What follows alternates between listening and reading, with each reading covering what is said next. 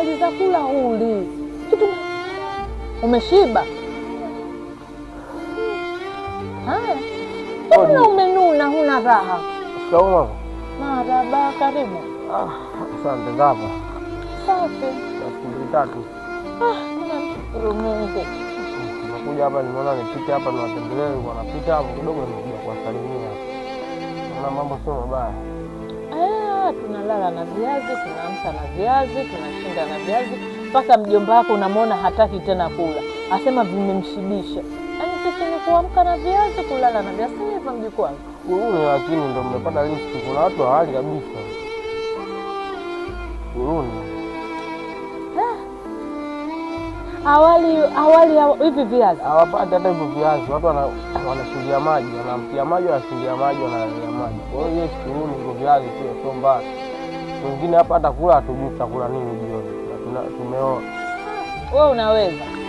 Sasa baba, mwanangu mfanya vizuri kubwa. Mwanangu, sisi maisha yamekuwa magumu. Hivi kulala viazi, kushinda viazi, kuamka viazi. Mpaka vinasema jana usiku kiazi kimeongea kwenye tumbo. Nikakishika mkono kiazi. Sema nimechoka, niko peke yangu, sina ndugu. Namba yangu nataka kumtumia. Mimi naenda mama. Mtu wangu kanitumia message hapa asema mtoto anaumwa.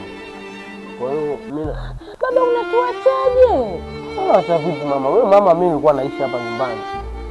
Ukaniambia nihame. Nikatafute mji wangu nioe, nijitegemee. Sasa mimi nimeshaondoka nyumbani, nimejitegemea. Akipindi kile kwa kipata 10,000 na kuja hapa tunakula wote, kwa sababu najua mama kipato changu kidogo. Wewe umeniambia nihame, nikaoe. Nimeshaoa, nina mke na watoto. Wewe unajua na kipato changu kidogo. Wewe afadhali umepata viazi. Mimi sina kitu kabisa. Wewe hiki nilichokuwa nacho ngoja nikaangalia, nikipata mama nitakuletea. Sio kama nimekushika kabisa. Lakini mimi ndo nimeshama ujue. Na wewe mwenyewe ndo uliniambia niondoke hapa nyumbani. Uongo kweli? Sasa tuseme hivi, sababu wewe una mke, wewe makaka.